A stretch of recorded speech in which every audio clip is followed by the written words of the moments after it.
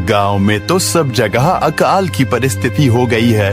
लगता नहीं कि अब इस गांव में ज्यादा दिन रुकना उचित होगा। काम के लिए बाहर गांव तो जाना ही पड़ेगा। भूषण काम की तलाश में दूसरे गांव की ओर निकल पड़ता है। चलते चलते वह विजयपुर गांव में आ जाता है। वहां उसका रहने का कोई ठिकाना नहीं था और उसके पास कोई काम भी नहीं था।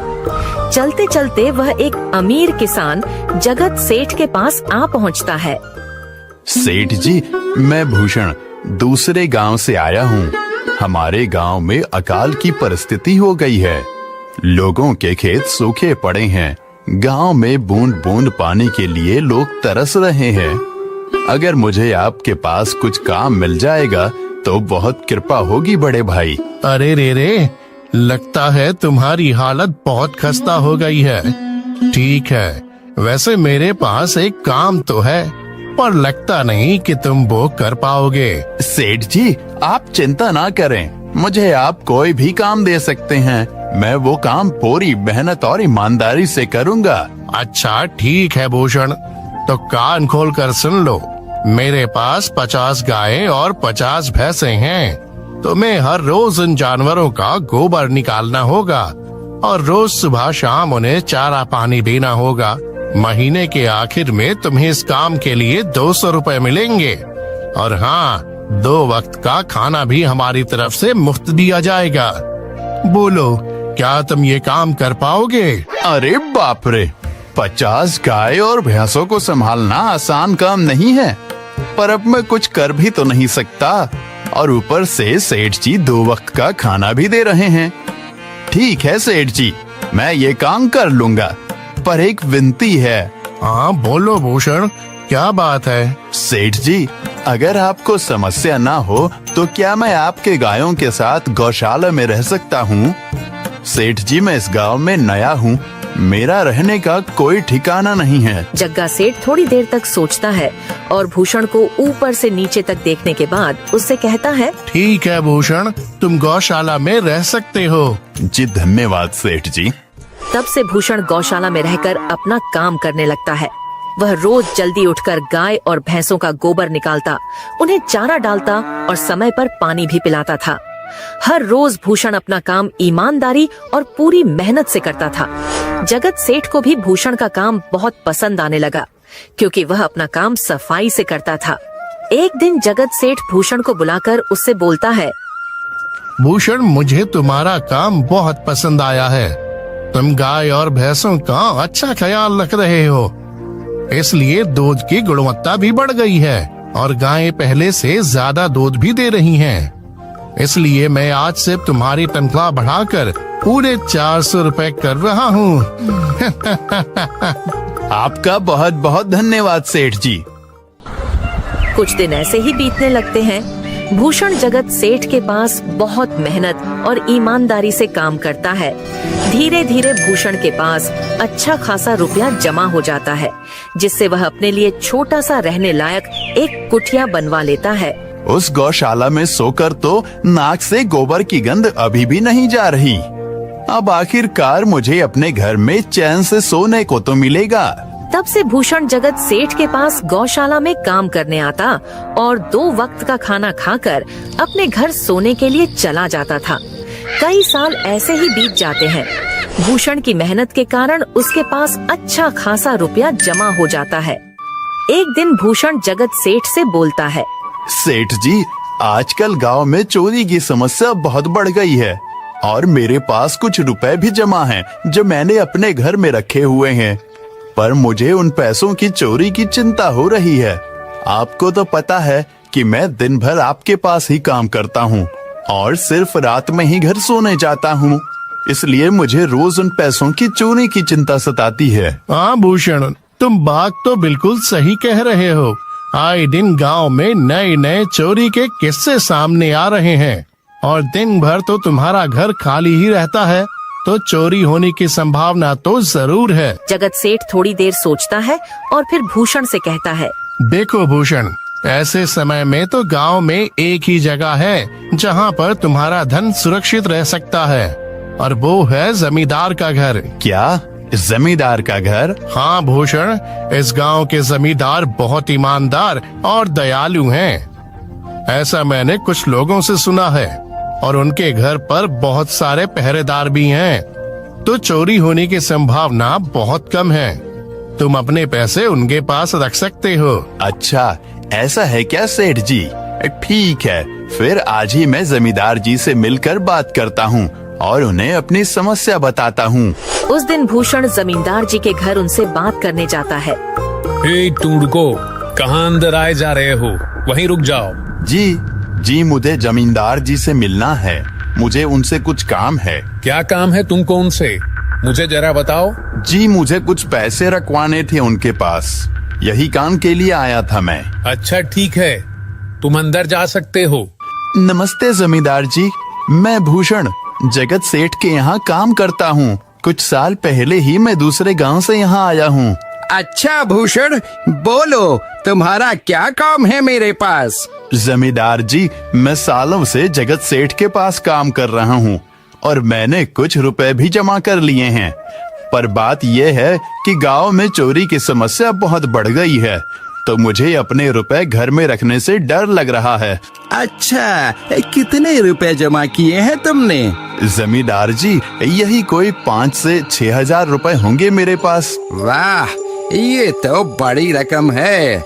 मैंने आपकी ईमानदारी के बारे में लोगों से बहुत सुना है, इसलिए मैं अपनी रकम आपके पास कुछ वक्त के लिए रखने आया हूँ।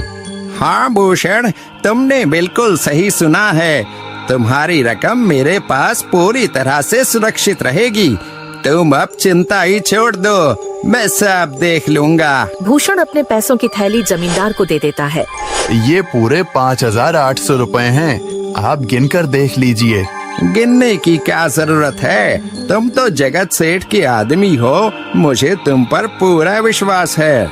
जमींदार जी, आपका बहुत बहुत धन्यवाद। अब मुझे चोरों का कोई डर नहीं है, क्योंकि मेरे पैसे सुरक्षित हाथों में हैं। अरे भूषण, कोई बात नहीं, धन्यवाद तो मुझे बोलना चाहिए, जो तुम मेरे पास आए अपने रुपए रखने के लिए। भूषण अपने पैसे जमींदार को देकर अपने घर चला जाता है। हाँ भूषण, तुम्हारे पैसे मेरे हाथों में ही अच्छे लगते हैं। ऐसे ही भूषण ईमानदारी और मेहनत से जगत सेठ के यहाँ काम कर रहा था। देखते ही देखते 2 साल ऐसे ही बीत जाते हैं। एक दिन भूषण सोचता है, अब बहुत साल हो गए जगत सेठ के यहाँ काम करते हुए। वैसे सेठ जी तो बहुत अच्छे इंसान हैं, पर सोच रहा हूँ कि खुद की जमीन लेकर उस पर मेहनत करूँ, तभी मैं बड़ा आदमी बन सकता हूँ। अब जो मेरे पास थोड़े कुछ पैसे हैं और जो जमींदार के पास कुछ पैसे संभालने के लिए दिए हैं, वो जमा करके थोड़ी जमीन खरीद लूंगा। आज ही जमींदार से मिलने जाता हूँ और अपने रुपए मांगता हूँ। ये सोचकर भूषण जमींदार जी के घर चला जाता है। जमींदार जी, मैं अपने रुपए वापस लेने आया हूँ। आपके पास मैंने 5,800 रुपए दिए थे संभालने के लिए। अरे भाई साहब, मैंने पहचाना नहीं आपको, वैसे कौन हो आप? अरे जमींदार जी, मैं भूषण हूँ। पिछले साल मैंने आपको पैसे संभालने के लिए दिए थे, याद आया कुछ? अरे भाई साहब, मेरे पास कितने सारे लोग आते जाते हैं पैसे रखने के लिए, और सभी के साथ मेरा अच्छा व्यवहार होता है। वैसे आपके पास कोई कागजात हैं क्या? क्योंकि मैं हर व्यक्ति से कागज पर ही व्यवहार करता हूँ। किसने कितने पैसे दिए, किसके कितने पैसे रखे हैं, सबका व्यवहार रहता है मेरे पास। जमींदार जी, ये आप क्या बात कर रहे हैं? आपकी ईमानदारी देखकर ही मैंने आपको पैसे दिए थे संभालने के लिए, और आप अब ऐसी बातें कर रहे हैं। कृपया करके मेरे पैसे मुझे वापस कीजिए। हाँ भूषण, मैं ईमानदारी से ही काम करता हूँ, इसलिए तो तुमसे मैं डॉक्यूमेंट्स मांग रहा हूँ। क्या तुम्हें पता नहीं, जब तुम किसी से पैसों का व्यवहार करते हो तो तुम्हें स्टाम्प पेपर पर लिख कर देना पड़ता है। तुम किसी से भी पूछ सकते हो। नहीं जमींदार जी, मैं आपके पैर पड़ता हूँ, कृपया करके मेरे रुपए मुझे दे दीजिए। बड़ी मेहनत से मैंने वो पैसे जमा किए थे, मुझ पर ऐसा अन्याय ना करें। अरे क्या ये झूठ मूठ का रोना धोना लगाया है? लगता है तुम ढोंगी हो। और मेरी ईमानदारी और भोलेपन का फायदा उठाकर मुझसे ये रुपए लेने आए हो। रुक, तुझे अभी सबक सिखाता हूँ। जमींदार अपने आदमियों को बुलाकर भूषण की पिटाई करने को कहता है। इसे तब तक मारो जब तक ये बेहोश ना हो जाए। इस 2 कौड़ी के आदमी ने मेरी ईमानदारी पर सवाल उठाया है, इसे छोड़ना मत। जमींदार के आदमी भूषण को डंडे से खूब मारते हैं। फिर भूषण दुखी होकर अपने घर चला जाता है। भूषण के शरीर पर घाव के निशान स्पष्ट दिखाई दे रहे थे। 2 दिन से भूषण घाव के दर्द के कारण जगत सेठ के घर काम के लिए नहीं जा पाता है। इसलिए अगले दिन जगत सेठ भूषण के पास आ जाते हैं। वह देखते हैं कि भूषण खाट पर सो रहा है और वह बड़ा ही चिंता में नजर आ रहा है। भूषण भाई, तुम 2 दिन काम पर नहीं आए, क्या हुआ भाई? तबीयत ठीक है ना तुम्हारी? कुछ समस्या है क्या? अरे सेठ जी, आप खुद यहाँ आए हो। आप खबर भिजवाते तो मैं खुद चला आता। अरे भूषण, कोई बात नहीं, तुम्हें देखकर लगता है तुम बीमार हो। क्या हुआ है तुम्हें? जगत सेठ, क्या बताऊं, जिस जमींदार के पास पिछले साल मैंने अपने पैसे संभालने को दिए थे, वो आज मुझे पैसे वापस नहीं करना चाहता। वो बहुत लालची इंसान है, वो लोगों को ठग रहा है। और जब मैंने बाद में गिड़गिड़ाना शुरू किया तो उसने डंडे से मार मार कर मेरी पिटाई करवा दी और मुझे वहाँ से धक्के मार कर निकाल दिया। अरे बाप रे, ये तो बड़ा ही गंभीर विषय है। मैंने तो जमींदार के बारे में अच्छा ही सुना था, पर मुझे भी नहीं पता था कि वो इंसान इतना गिरा हुआ है। तभी मैं सोचूं, हर साल उसकी संपत्ति इतनी ज्यादा कैसे बढ़ रही है। मुझे माफ कर दो भूषण, मैंने ही तुम्हें जमींदार के पास जाने को बोला था। गलती तो मेरी भी है। नहीं जगत सेठ, आप तो मेरा अच्छा ही सोच रहे थे। ये तो उस जमींदार का लालच है। अब लगता नहीं मेरे पैसे उस जमींदार से वापस मिलेंगे भी। भूषण, मेरे पास एक तरकीब है जिससे मैं तुम्हारे पैसे तुम्हें वापस दिला सकता हूँ। जगत सेठ भूषण के कान में सारी तरकीब बताता है। ठीक है सेठ जी, हे ऊपर वाले, ये तरकीब कामयाब होने दीजिए। अगले दिन जगत सेठ बहुत सारे पैसों को एक सूटकेस में भरकर खुद जमींदार के घर जाता है। अरे जगत सेठ, आज आप खुद यहाँ? बोलो भाई, इस गरीब के घर कैसे आना हुआ? हमारा तो ये सौभाग्य है कि आप जैसे धनी आदमी के चरण हमारे घर में लगे हैं। नमस्ते जमींदार जी। अरे जमींदार जी, आप तो मुझे अब लज्जित कर रहे हैं। वैसे मैं कुछ महीनों के लिए दूसरे राज्य में व्यापार करने जा रहा हूँ। मैं ये लगभग 50,000 रुपए लाया हूँ। मुझे डर है कि कहीं ये चोरी ना हो जाए। क्या आप मेरे सारे पैसे अपने पास संभाल कर रख सकते हैं? आपके सिवाय इस गांव में और किसी पर भरोसा नहीं कर सकता। अरे जगत सेठ, ये भी कोई पूछने की बात है? मेरे पास आपके पैसे बिल्कुल सुरक्षित रहेंगे। आप निश्चित होकर व्यापार करने जा सकते हैं। इस बार तो बड़ी मछली हाथ लगी है। बार बार ऐसा मौका नहीं मिलता। भारी माल हाथ में लगने वाला है। तभी वहाँ पर भूषण आ जाता है। अरे भूषण, तुम? अच्छा हुआ तुम आ गए।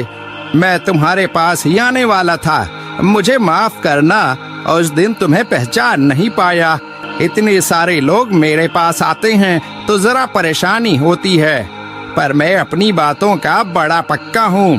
हाँ रुको, मैं तुम्हारे सारे पैसे अभी देता हूँ। जमींदार भूषण के सारे पैसे उसे लौटा देता है। माफ करना भूषण, मेरे आदमियों ने तुम्हारे साथ उस दिन बदतमीजी की। मैं आज ही उनको काम से निकालता हूँ। भूषण बिना कुछ बोले वहाँ से चला जाता है। अरे क्या बात है जमींदार जी, आप तो अपने बातों के बहुत पक्के हैं। तो ठीक है, मैं अपने सारे पैसे आपके पास रख सकता हूँ। जगत सेठ इतना बोल ही रहा था कि तभी वहाँ जगत सेठ का नौकर आ जाता है। मालिक, अब आपको बाहर के राज्य में जाने की कोई जरूरत नहीं है। अभी अभी व्यापारियों का संदेश आया है और उसने कहा कि वो खुद हमारे गांव आ रहे हैं। अरे ये तो बहुत बढ़िया बात हुई। अब मुझे इतनी दूर नहीं जाना पड़ेगा। सुन रहे हो जमींदार जी, व्यापारी यहाँ आ रहे हैं। अब मुझे नहीं लगता कि ये पैसे आपके पास रखने का कोई मतलब होगा। चलो, आपका बहुत बहुत धन्यवाद। आपने इतनी ईमानदारी दिखाई मुझे। हाँ, पर अगली बार जरूर आपके पास ही आऊंगा। ऐसा बोलकर जगत सेठ और उसका नौकर वहाँ से अपने पैसे लेकर चले जाते हैं। धत तेरी की, ये क्या हो गया? ये 50,000 तो चले गए और जो भूषण के 5,800 रुपए हड़प लिए थे वो भी चले गए। आपका बहुत बहुत धन्यवाद सेठ जी। अगर आज आप ना होते तो मेरी सारी जमा पूंजी वो जमींदार हड़प लेता। भूषण, कोई बात नहीं।